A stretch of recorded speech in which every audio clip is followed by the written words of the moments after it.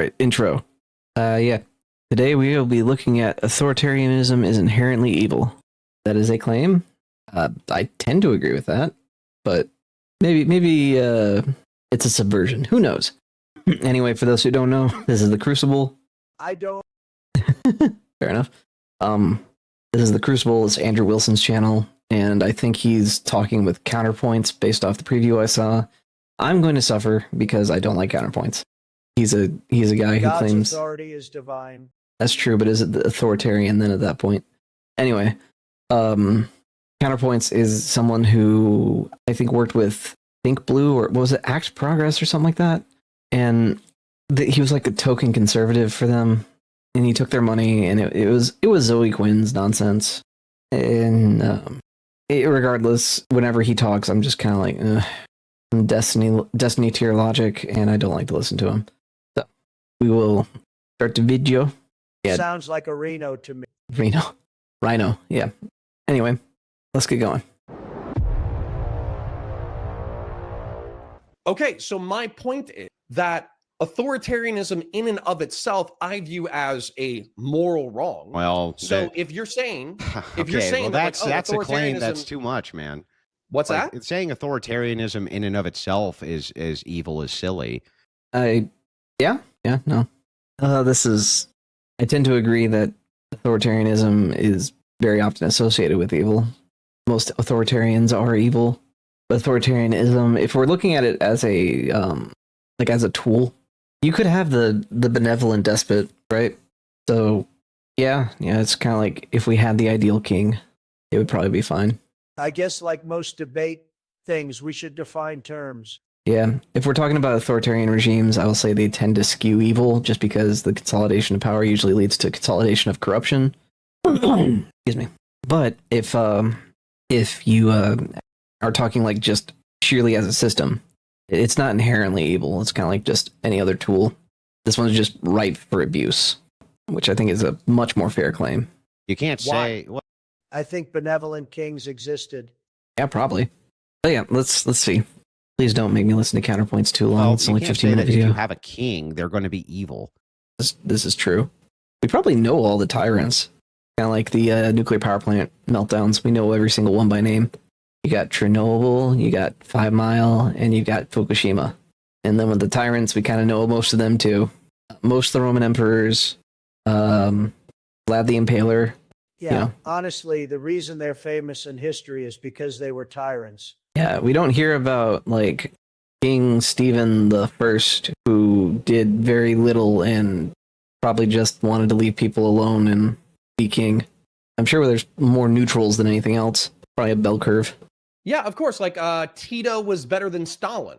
No, I mean you have benevolent kings who did great things for their nations. You had great emperors who did the same thing. Yeah, just the idea I mean, I like Charlemagne.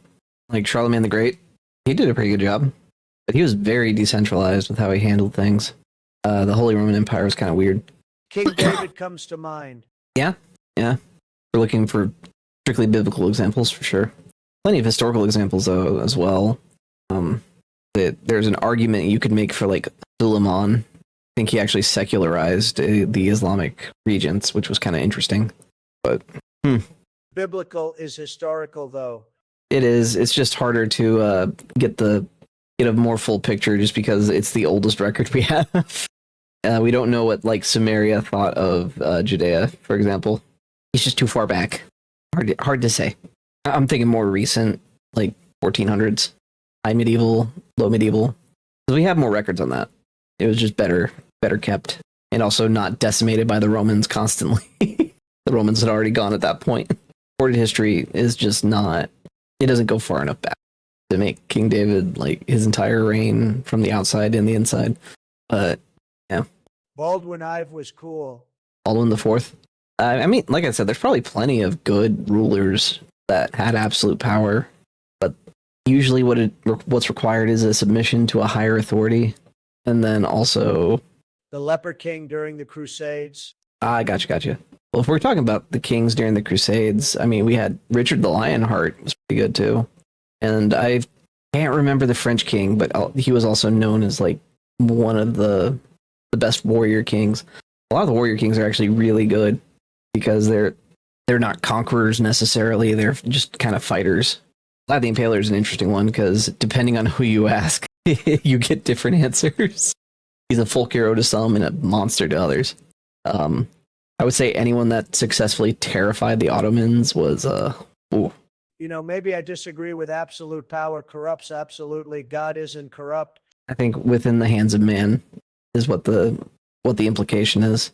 So when you submit to a higher power, then the power itself can't corrupt you as easily. So the more devout, the better off you are. It helps you avoid the corruption. Anyway, we should keep going. Otherwise, we're going to just be sort of opining on this, and we're only 30 seconds in.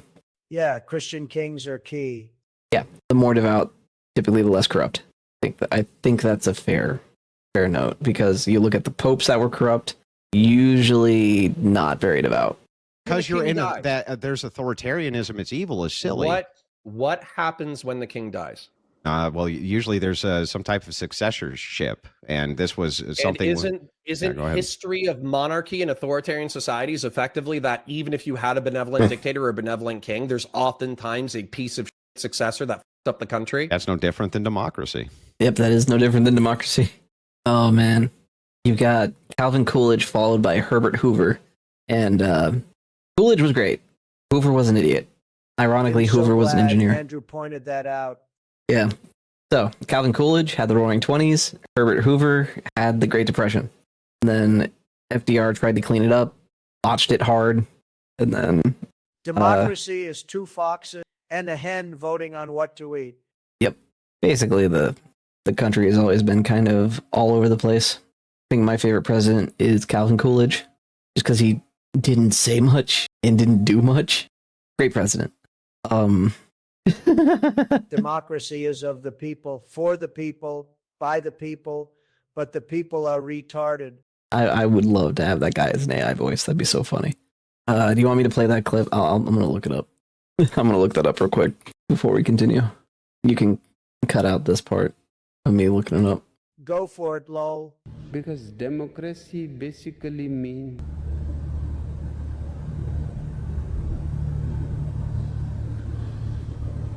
government by the people, of the people, for the people.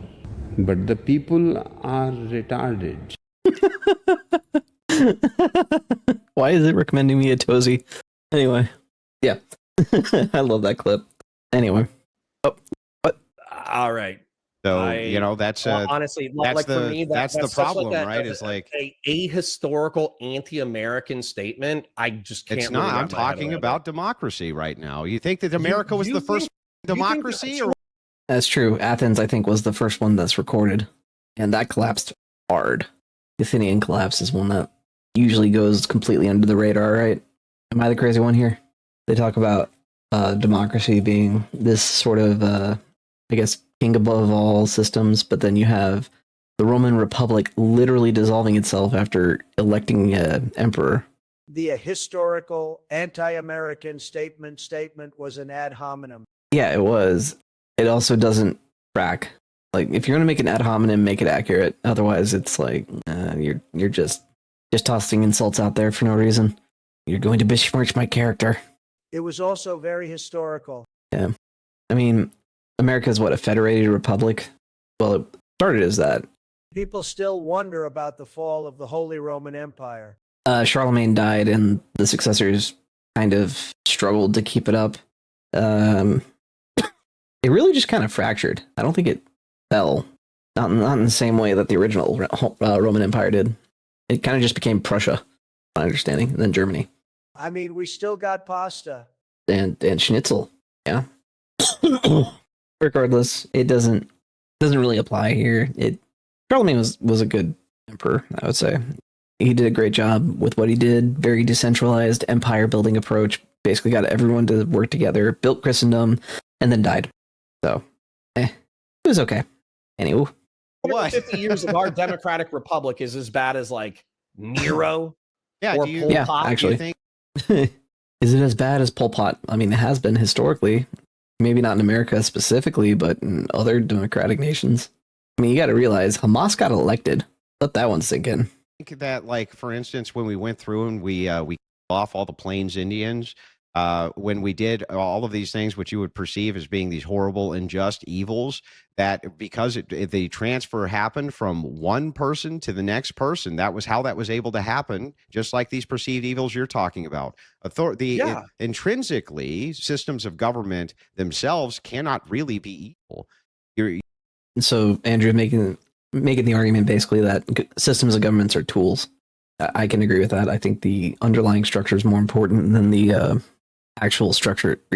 Sorry, the underlying structure is more important than what you call it. Because you can have a monarchy where the king is more figurehead than anything, but he actually has some legitimate power. Like imagine a universal veto where he can say no to laws being passed or taxation code. I think Liechtenstein's a great example of very, very good nation in the modern times. I agree. System of governments are good or bad based on function, not so much morally. Yeah. The morality comes from the person, not the system. Honestly, if we look at the American system as it stands currently, bureaucratic bloat, if we want to make a moral judgment on it, is probably worse than centralized power just in terms of doing good. But like the gridlock is a feature, not a bug, at least in the original founding. It's because they wanted to disincentivize hasty decision making based off of The reason communism is bad is because it falls flat on its face. It fails to recognize its own flaws. Well, that's why it's an incoherent system. That's not a government system. That's more like a ideology. Because you can have communism baked into like king and stuff. There's no moral stuff there. Yeah. I think communism is more economic than anything else. I don't think it's a government system, though. You kind of just have to tack it on to whatever government system you have. You can have democratic communism, I guess, but it wouldn't work long because people would vote against it because it's not very good. The consent to the governed thing actually is another sort of principle. Communism, I think, falls in the same category as the Lockean Enlightenment ideas, because if you have a king, but the king is like liked by the people, you'd be considered legitimate by Locke's own logic. So the consent to the government is how popular is the person that you like. He's basically advocating for cult personality. The question isn't whether or not something is evil, but whether or not something functions well, in my opinion. At least in terms of government systems, yeah. I don't think even despotism could be good. It just depends on who holds the power. In that sense, monarchy is like a glass cannon. Powerful but fragile. Yeah. It is the mage build. All right. Keep going. We're only about 2 minutes in. You have to be talking about the actions of people who are inside of these systems. That's what makes them evil. For instance, take communism. Hang on, calm down, Connor. Let me make the point. Let me make the point, Connor. Yeah, hold on, Connor. Okay, so if you have a commune and they're all practicing communism, I don't give it, and neither do you, right? If that's what. Sorry, say that again because I might. If you have a commune and they're practicing communism in the commune, nobody cares, right? And why would they care? And they're not. And by the way, they could do a lot of good inside that commune, and probably do. Okay, the idea here for communism at a grand scale, and for why that leads to evil outcomes, has nothing to do with the system itself. Systems themselves can't intrinsically be evil. The thing itself is not evil. It's the actions done with it. That's actually a fair point. Kind of leads to my theory that any system will work if the population's small enough to be coherent. So once you have, it's a matter of scale at a certain point, and I think that a lot of people don't like to hear this, but human society doesn't scale. Power scales. So to manage more people, you need more power. Therefore, if the system isn't built to maintain power, then it won't scale. So that's why I think all societies should be locked in at like 50,000 or less. Bunch of tiny societies is good. Yeah, I think that would actually be optimal. I think the Swiss cantons, that was kind of probably the ideal. Just sort of maintain that. And then you confederate around that. And all these settlements work together. United States were originally like that.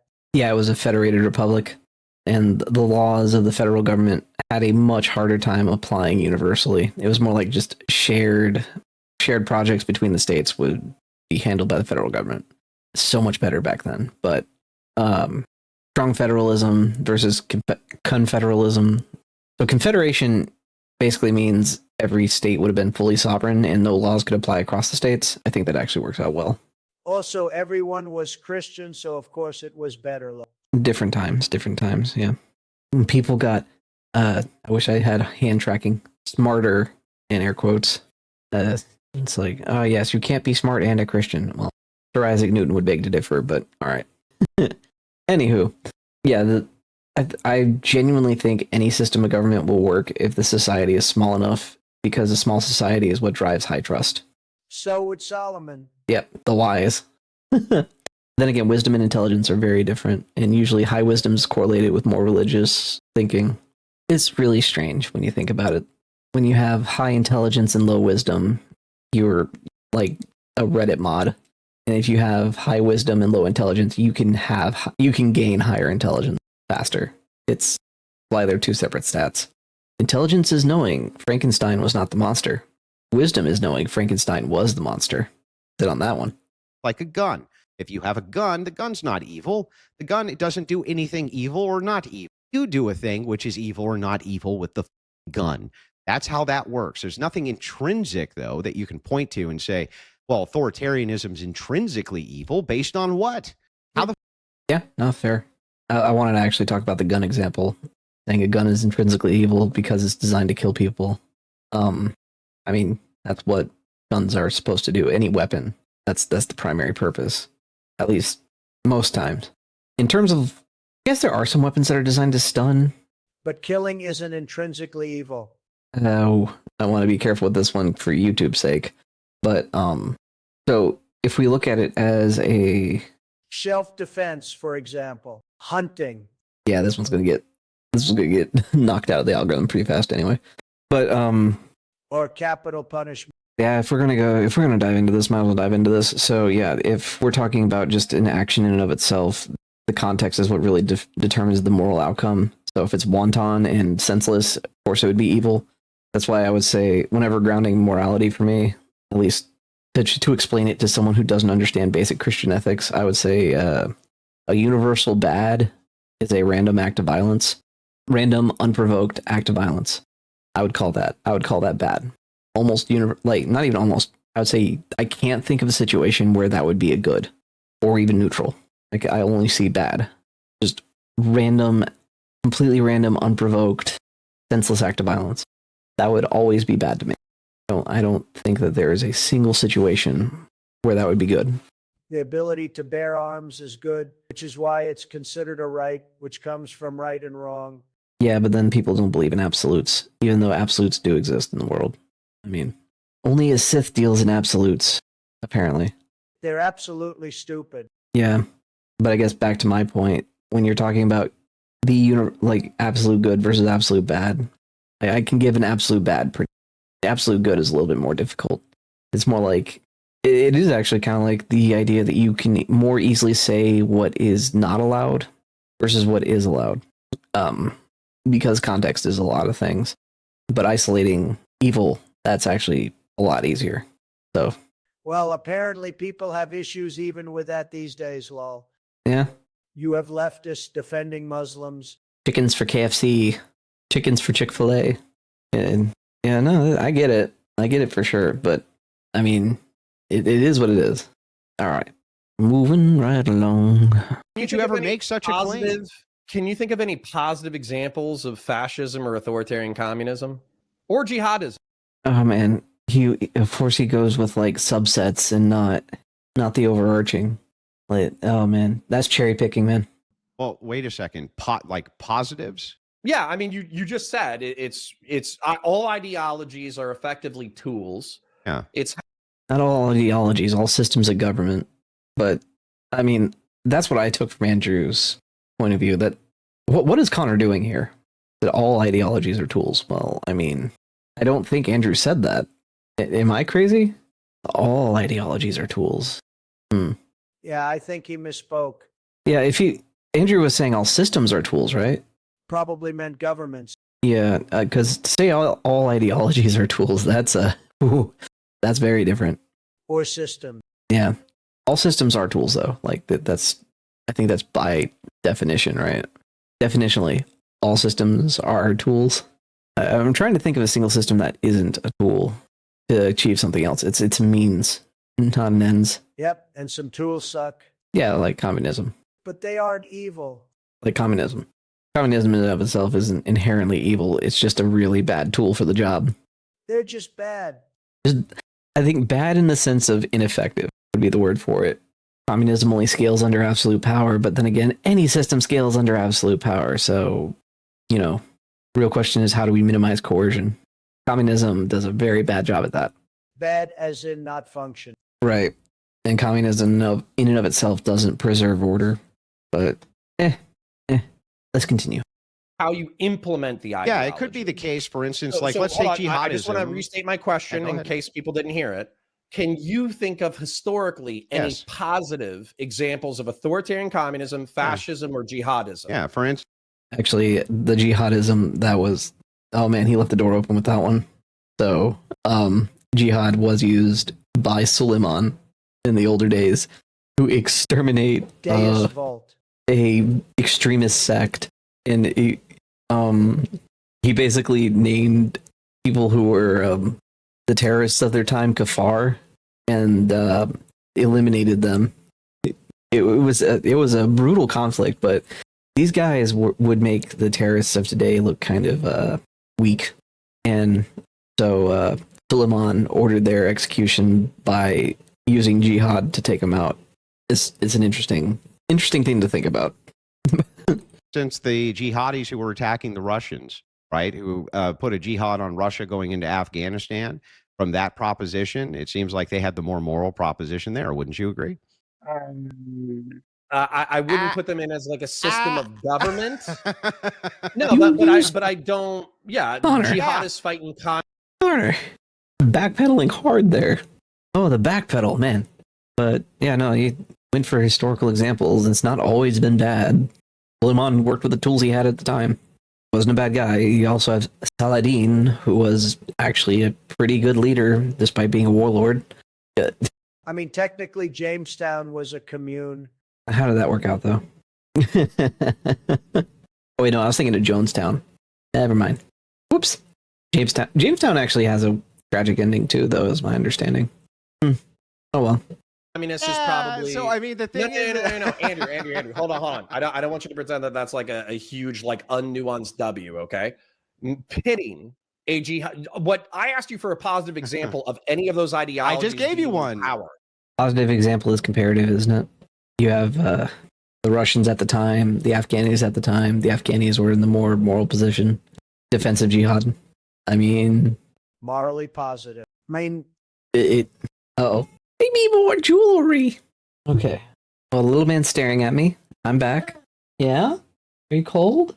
I know. Well, it gets hot in here, buddy. You all right? yes, baby. So cute. That sounded weird. There's a literal infant in here with me right now.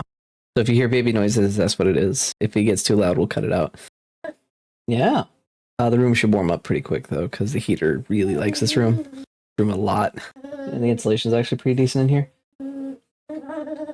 That sounded like Trump was watching an ATHAT. Oh, Yeah. lol. Hey, buddy. Oh, what's wrong? Okay, well, if he gets fussy, I'll have to just take care of him.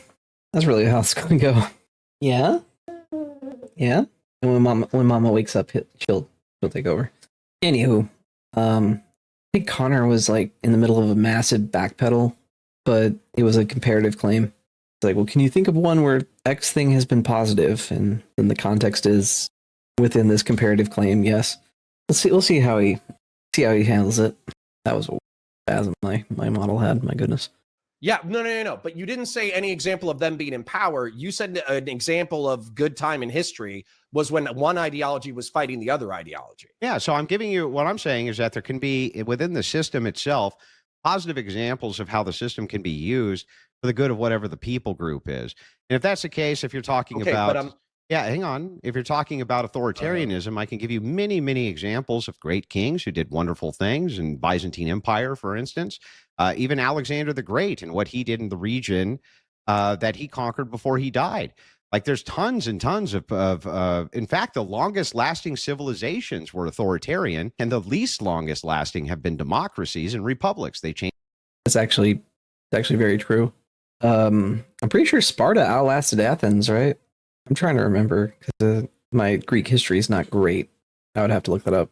But then you've got like the era of kings, the low and high medieval, just the medieval period in general, even through the Renaissance. The British Empire is another one.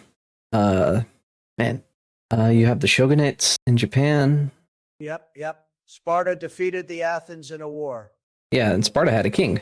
The Athenians had a democracy. And you had the Roman Empire. That lasted a long time. Chinese empires, those have been around for a while. Yeah, no, it's kind of one of those things where they've just kind of lasted forever. Peloponnesian War. The Peloponnesian War, you're right. Keep forgetting about that.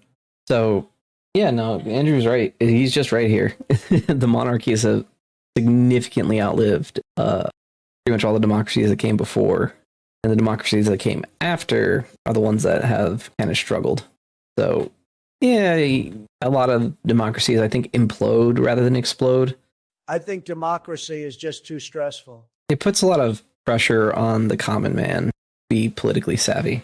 Even though I think most people just aren't built to be political. Sorry, if I'm looking over here. A lot of us aren't too good with the politics. Yeah. If I'm looking over here, it's because the little man, we got him, we're going to tangent here for a second. We got the little man some pull-up things for his pack and play, and he loves them.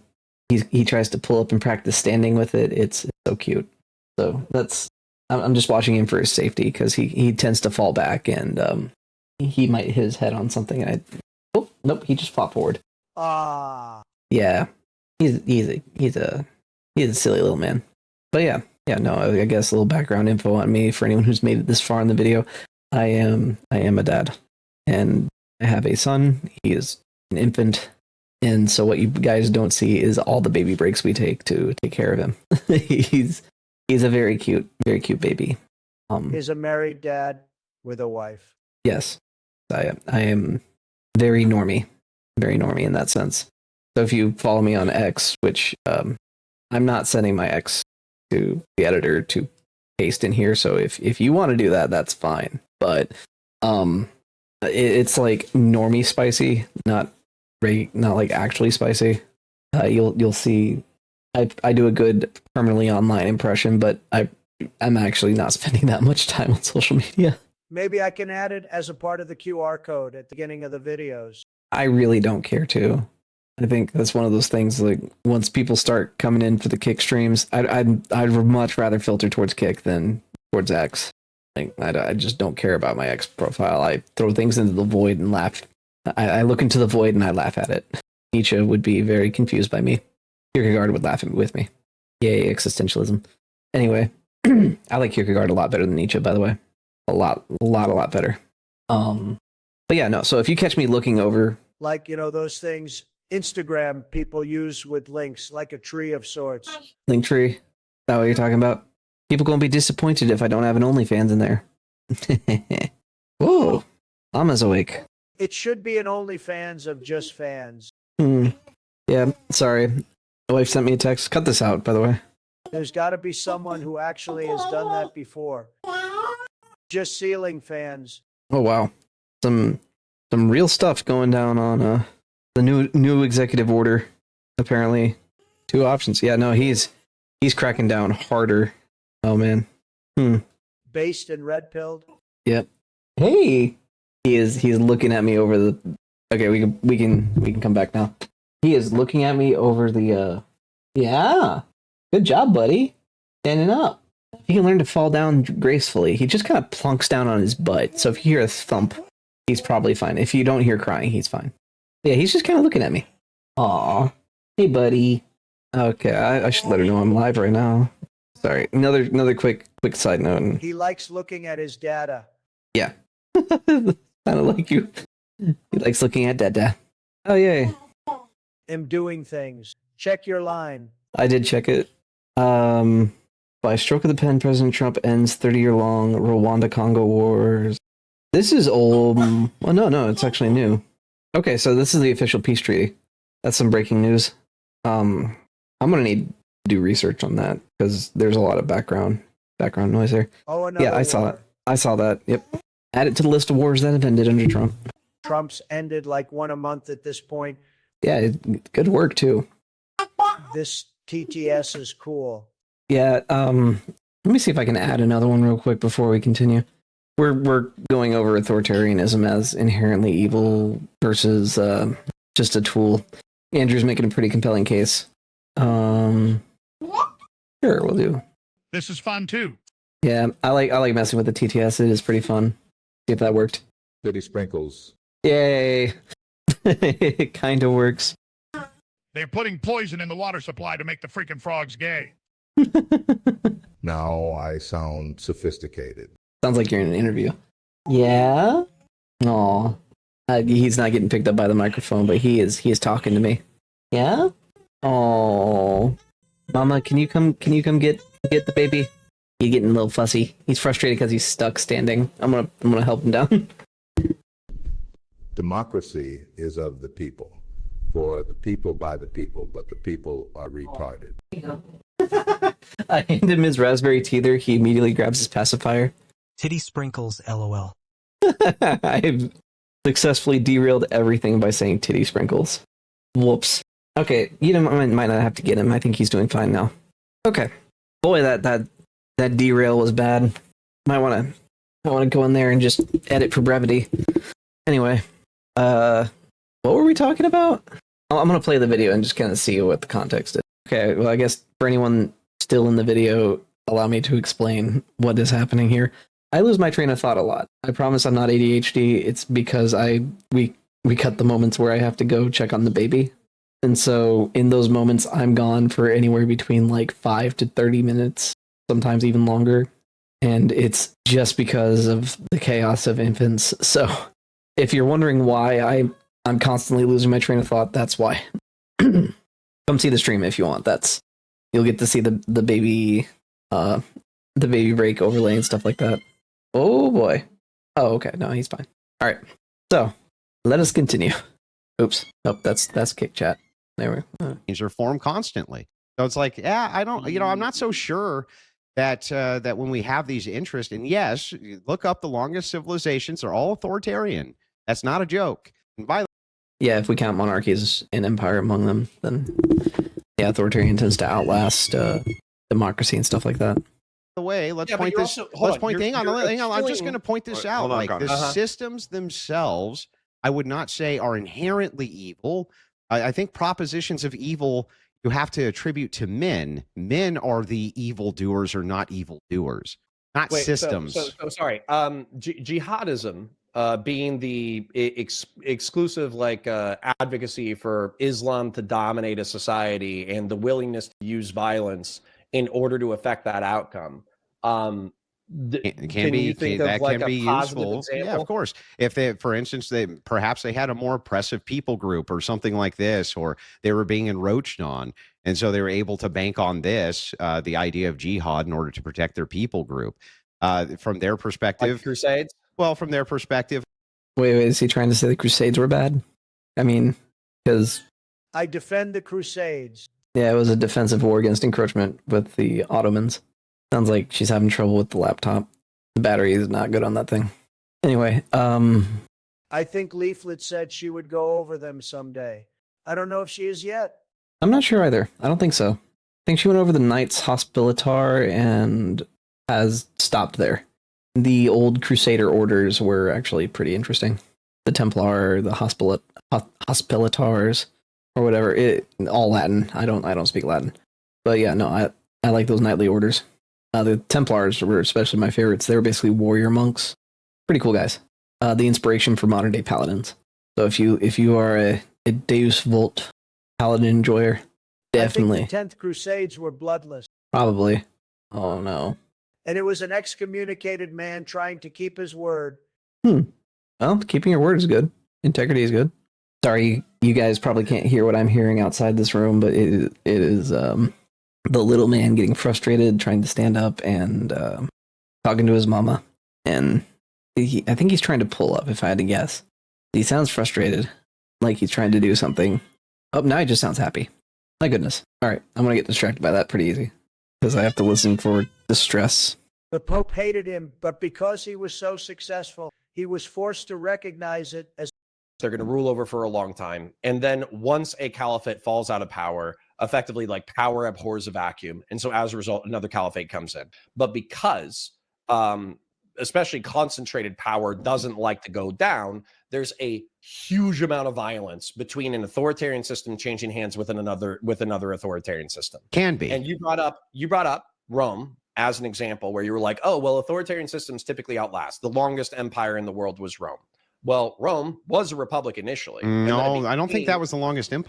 Rome was the longest empires that we know of, but there's also others that were even longer that we don't have the full history of. Sixth Crusade. Correction. It was the Sixth Crusade that was bloodless. I looked it up. Okay. I'm gonna go get the little man. I'll be right back. We are back. So quick heads up to anyone watching. If the avatar is a little bit jittery and sputtery, there is a baby on my lap. Yeah. So this will be funny either way. But yeah, he's reaching for it. There's a cat on my microphone, like a stuffed cat. So we'll have some fun. Baby will give some feedback. I'll try to give as much commentary as I can, but I'm gonna be honest with you. He's having too much fun. This will be one of the cutest little things ever. Baby commentary is good commentary. It really is. It's just gonna be baby babble. Yeah. And since my avatar reacts to my voice, no, buddy, don't grab the microphone. Don't grab the microphone. Yeah, I'm managing a little bit of chaos here. Oh my goodness, buddy. No, you're gonna unplug the microphone. I'm gonna try my best, okay? I'm gonna do my best. I might bump the camera a few times, buddy, you can't. Don't grab the dark magician. All right, we're gonna take the keychain off the microphone. He is already causing trouble. He is definitely my son.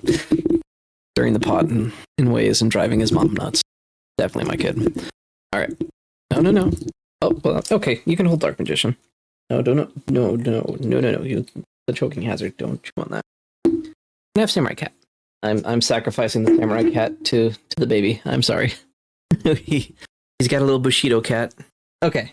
So, yeah, when he's talking about power structures and all that, it's mostly kind of the case of the longest lasting, I guess, empires. You will learn the ways of and cats. Yeah.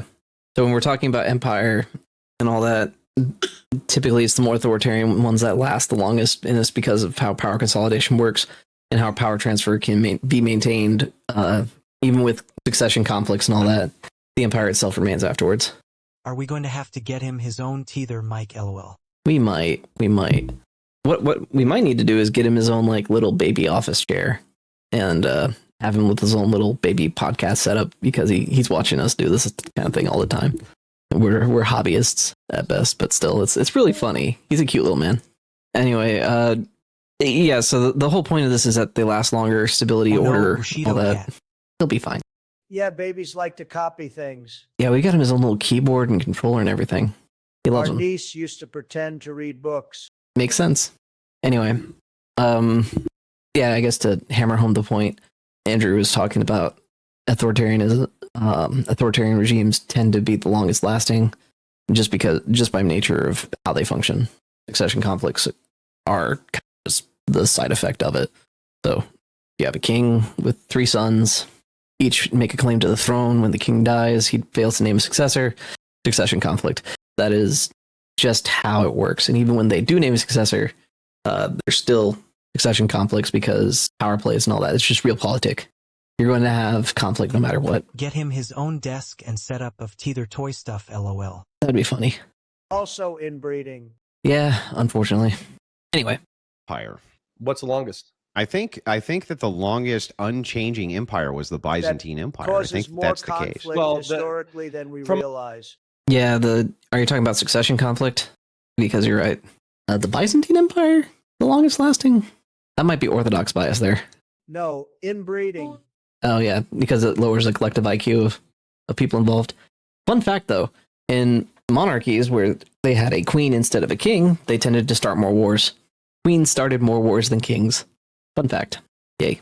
a historical perspective, you could consider them separate from Rome, but realistically, they're the Eastern Roman Empire. Yeah, So, that's like, not the same though. That's not. We're not talking about the same things there. So I will say the Eastern Roman Empire did outlast the Western Roman Empire. It became the Byzantine Empire, and Constantine was the one who moved the capital from Rome to Constantinople to be closer to his main rival, right? I would have to look at the timeline.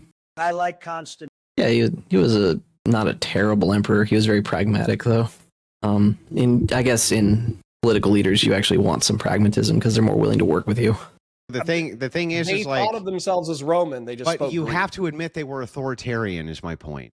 Okay, but what I was going to say, though, is that the Byzantine Empire and the Roman Empire in particular, and the Byzantine Empire is the Eastern Roman Empire, is that they had a dictator. I'll admit it. They had an emperor. I mean, literally Tsar, Caesar. That's where the term comes from. And it comes from Julius, who was almost a contemporary of Jesus. And they lasted for another 1500s, so arguably, as a political entity. However, what I would say within Rome, I wouldn't credit having a dictator or having a king with why they lasted so long. Either. What I would say is that they had a pretty rich culture that stretched back centuries or millennia into Greek antiquity. And they also had bodies like the Senate, rule of law, constitutionalism, literacy. They had a whole host of like civic virtues separate from an emperor that made their society I think great. it was the virtues that made the society great. I agree with this. Yeah, he actually did not undermine anything Andrew's argument was built around. It was he's basically saying they had all these other cultural fixtures and features and sub-governing things, and Andrew's like, yeah, because that doesn't disprove anything. Yeah, they were still very authoritarian. Yeah, little man's going to be hearing a lot of big words they today. were good people. Yeah, really strong moral core, which let them maintain the empire for a long time under constant threat from, I think, the Persians and later the Ottomans. So, yeah, I actually don't know the full history of the Byzantine Empire. I would have to look at the timeline. But if we're counting the Eastern Roman Empire as the Byzantines, then because the name change happened later, like they called themselves the Eastern Roman Empire first and then the Byzantine Empire. So, that'd be one more figuring out. Anyway. Okay, but the thing is though, is that a lot of those virtues were from the top down. That's one. And another thing that you need to look at is that the systems themselves were not intrinsically evil. Now, maybe you can make a case for something like not even slavery necessarily. Could I make the case that that is an intrinsically evil institution? Because I can give examples of when, perhaps during wartime, you would need to enslave a certain portion of a public so that they could not continue to fight and wage war against you. I don't think intrinsically the ideas that we give these descriptors of systems are evil themselves, that the people who engage in these systems conduct evil actions or do not. I'm still going to stand by the position that I think evil is more likely with concentrated power. So for instance, that's like not what you said, though. That is not what you said. And you can rewind the tape. Here's what you said. I believe that these systems are intrinsically evil. Intrinsically. I think fascism is intrinsically evil. Why? Profile What about picture fascism looks would like be he's hiding intrinsically behind live. Political corporatism and flexible authoritarianism. That's not what about that makes it goalposts. intrinsically. What if you use that, for I'm trying instance, to answer your question. to feed the public and to assist your people group? I'm a little confused where Connor's going with this. He raised a point, but he also didn't ground it properly. It's like, okay, what about it? Kind of a non sequitur, really. The point he was making. Little man just yawned. What if you used it for that? That's what Hitler did, right? Well, okay. So if it's the case, that's what Franco did. That's what Benito Mussolini did. So what made it intrinsically evil? It was the actions which were external to the system. I'll answer. So political corporatism, treating the nation state as a body in an analogy sense. And then flexible authoritarianism. I would say the flexible authoritarianism is what makes fascism evil. Because little man's objecting to the point that Connor's making. But yeah, so he's saying the political inflexibility, so I guess they're set in their ways. Is that what he's gonna go place? He's gonna go places. Yeah. I don't really understand Connor's point here. I'm a political corporative. Yeah, So, but that doesn't. You haven't flexible- made. You've just reasserted the claim. It's a Yeah, tautology. I was about to explain flexible authoritarianism to you. Give me a Okay, second. well, but don't make it a tautology. Don't tell me it's evil because it's evil. Tell me how it's Okay. evil in itself. I'll tell you how it's evil. So, flexible authoritarianism says that you get and maintain power however is necessary. Okay. So, effectively, like dog eat dog, Darwin rules. If you can get in there through elections, awesome. Yeah. Okay. Yeah. He doesn't like that argument.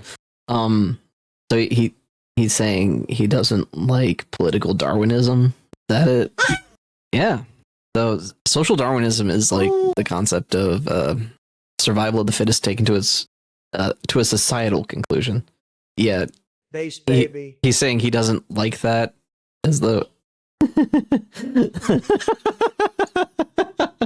Oh, you should have heard her reaction from the living room. That was pretty funny.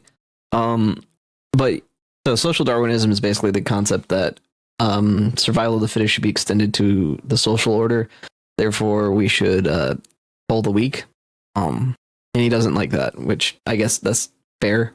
It's such a fringe idea that no one seriously makes that point. I think only one regime ever even realistically tried that, and it got dogpiled in the 1940s, rightly so. What Andrew's asking him is how that system in and of itself is intrinsically evil, but that system is also not a real system. That's more of a policy position held by someone within the system that it kind of hard to explain. So the person who held the power in that despotism basically said, this is my position and this is the policy I want to implement to get to that position. So instead of raising the weak, we're just going to call them. It was still the decision of the man and not the system itself that caused the social Darwinism to be implemented. So again, not really connecting the point here. If you can get in there through appointments, awesome. If you can get in there through violence, awesome. However you get into power is how you get into power. But then you also have to maintain power. And fascism effectively says that history and individuals in society are ultimately just a great struggle. And so if you Oh, that's communism, dude. lose in a fascist power game, it just means that you weren't the right person to rule. And so all it becomes is a massive struggle over power. And so as a result, since you don't believe in a constitution, Wait. Massive struggle over power. That's every society, like every governing system out there. Like democracy, the campaigning is a struggle for power. The violence may not be there, but it's still a power struggle. Like just the mediums by which that struggle is expressed change. So, Oh, the violence is there. yeah, but it's not supposed to be ideally. Usually the rule of law is supposed to prevent that. And it's still just doesn't prove anything against what Andrew's saying here. He's arguing that this critique is unique to one system. It's not. It's across all political systems. Oh, he wants to be included. Mm-hmm. Did you know that there is a high fatality rate amongst presidents compared to other jobs? Yep. I think it's like president, underwater welder. There's been a lot of presidents that have been assassinated. I mean, relative, right? Because I think we haven't even had 50 yet, have we? Was Trump is 48, right? I'm trying to do the math here percentage wise because we have presidents that died in duels. We had presidents that got assassinated. We have presidents that died to the weather. 45 and 47. 47. Okay. Yeah.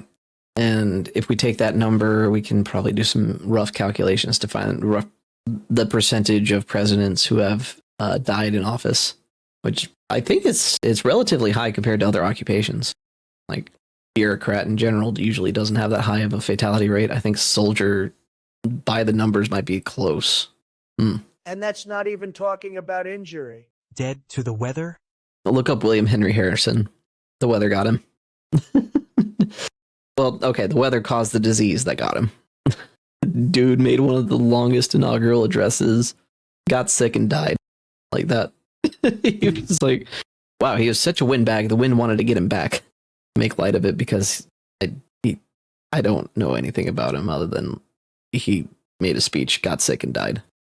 Reagan, Roosevelt, and Trump got shot, and they wouldn't be counted among the fatalities. True, but they would be casualties. Wow. as far as like injuries go.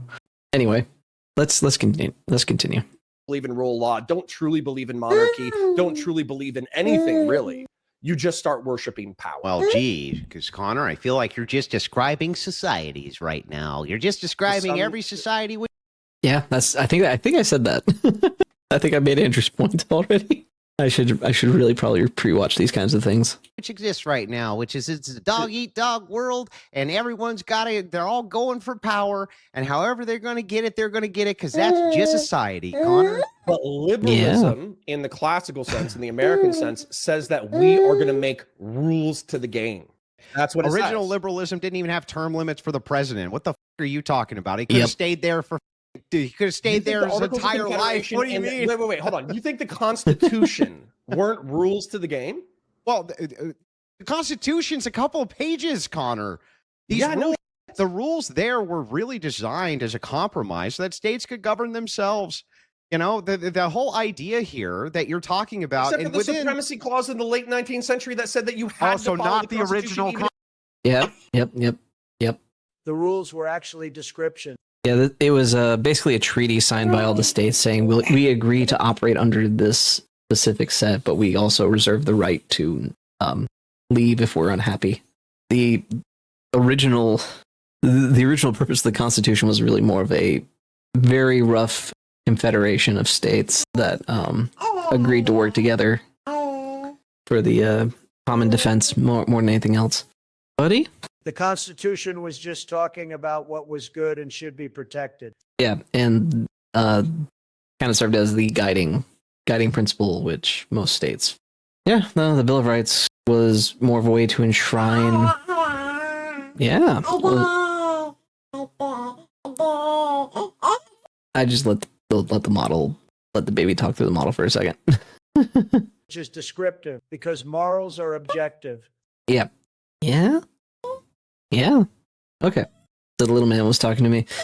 The Bill of Rights, as it stood, Connor needs his rights and citizenship stripped from him after that comment. probably, yeah. He said the supremacy clause came in the late 19th century. He's like, yeah, but that wasn't part of the original. Bad point. Constitution, not the original Constitution. Nothing to do Wait, with the and original didn't every single state Constitution. have a representative body and a governor? I was They all just ran So them did they have different. to agree to that rule set? Did they say that individual states could become monarchy? This was part of the compromise. Well, a lot of them are run like monarchies. Especially in the early part. By a governor and a representative body? I Would don't think you seriously knew- say that the I don't think governor you of know how Virginia was much- the same as a king. I don't think you know how much power governors used to have in these No, states, okay, Connor. buddy. It was Well, incredible. relatively speaking, I probably do. Yeah, well, then you know that it was incredible in comparison to what they have now. It's not even in the same universe. And the thing is, Well, I would that also say when the they had the power of a national guard, when governors used to have the power of a national guard, that was an actual threat. Okay, it's maybe not now, but it used to be. And the thing, they're going over like political nuance or political history of the United States, which is a lot of people just don't know how it was originally founded and what was operating. I'm going to. Oh, he's getting a little fussy. I'm going to defer to Andrew on this one. Are you poopy? Hold on. We might need to. One The sec. National Guard point is so true. It's also why the Second Amendment was made. Yep, and why it's phrased the way it is and doesn't just end at shall not be infringed. To overthrow corrupt government. Yep, federal overreach was a huge fear at the time. All right, we're going to take a quick break. I'm going to take him over to his mama and see if he's poopy. We're back. And we are back after another baby distraction. I should have paid more attention in my history classes, haha. I mean, they really don't go over it like they should in history class. This is stuff you have to look up outside of it. Uh-oh. I've been gone for like a minute and he's already... Whee! People take modern stuff for granted, I think. Well, right, and people conflate the technological advances to democracy when reality is just human innovation working over time. This has been, like... People act like progress didn't happen outside of the Enlightenment. Physics was discovered before Locke decided the consent of the governed mattered. It's all just kind of modern cope. Modernity wants to pretend it's so much better than things used to be, when in reality we're just kind of benefiting from wealth created. So technological advancements, stuff like that. Anyways, thing is like, look, I'm sorry that you describe a dog eat dog world, but you haven't explained how that's intrinsically evil.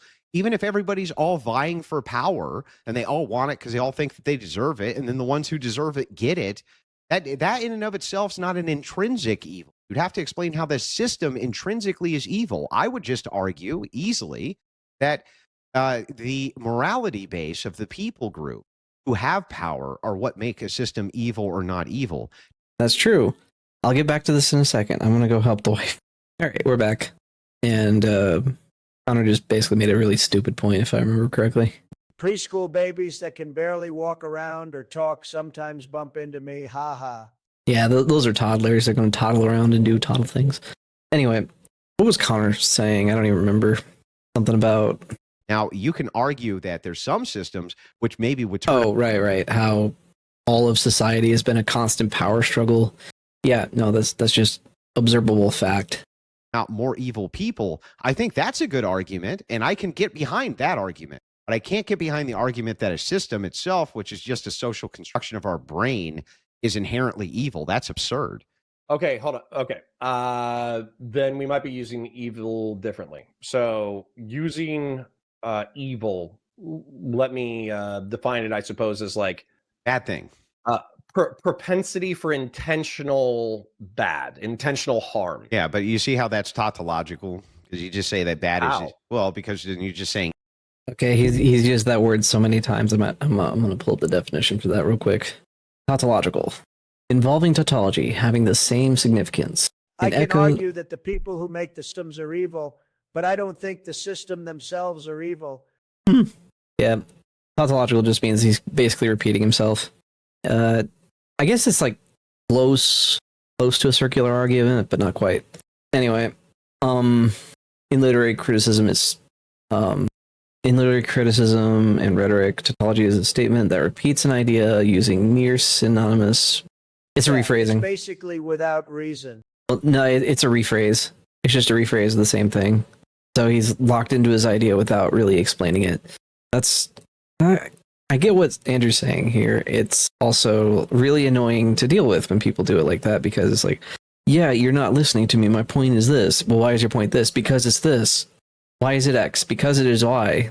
Or because it is X plus it's X point X. It's the same effective thing. Well, oh, he's having such a rough morning. Poor baby. Okay, buddy. Be nice to mama, please. Why are you beautiful? Because I'm the prettiest girl in the world. Yep, that's tautological. I will be right back. I guess we'll continue. Evil is evil, right? So bad is evil. Evil is evil. But you understand. Evil is bad. Bad is evil. Yep, that's tautology. Which is a circular argument, actually, in this case. Why is it evil? Because it's bad. Well, what's bad? Bad is evil. That's circular. But you and I probably have like 90% overlap, 95% overlap on bad, right? No, I think that evil is the absence of the essence and energies of God, or the energies of God specifically. Oh, right. Quick little background info on Connor. He claims to be a deist. It's just basically an atheist that wants to pretend to be religious for this, or pretends to be okay, or not okay with, but he recognizes a higher power, but he can't choose a religion that he sees as legitimate over another. Like those spiritual girls. Yeah, and he's not deist in the classical sense either. He's in the modern sense. And it's basically just a means to say that he doesn't want to say he's agnostic. I can respect agnostic, because it's like, I don't know. And but the thing about agnostics is they usually slide into one of the religions eventually, where the deists are basically just atheists that pretend not to be atheists. So, yeah, that's the fun fact about Connor. He tries to pretend to believe that there is some higher power, but then acts like there is not. So, judging by the fruits, not his word. I consider that to be evil. So we have a different prism on what we consider evil to be. I think that when you say bad, you just mean things which are against your personal preferences. Wait, so hold on. So is a Christian more evil than an atheist? Well, if he's a Christian, he would. You're giving it an incorrect descriptor. So this would be a person who's not partaking in the energies of God, which is why he's doing this action. So this action would be denoted as It's a very orthodox framing. Okay. So hold on. So a self-proclaimed Christian you can, but you realize that like versus an a atheist self-proclaimed man or a woman, right? It's like you can proclaim whatever you want. It doesn't make you the but thing. I don't. Yep. Okay. Yeah, I guess it spirals out from there. But yeah, good video from Andrew. Oh my word. That whole drama was such nothing. Yeah, good video from Andrew. Enjoyed Uh-oh. it for sure. Yeah. Sorry about all the breaks. The baby needed dead. So I'll probably come back later today and be live then. Editing this will be fun, Yellow. It'll be all right. Yeah, I hope so. Anyway, you guys follow the Crucible or subscribe to the Crucible on YouTube. Leave it a like, maybe a comment if you want to ask Andrew some questions. I don't know if he actually answers the questions and comments or not, but a lot of insightful stuff. All right, and I guess I'll see you next time. Bye bye.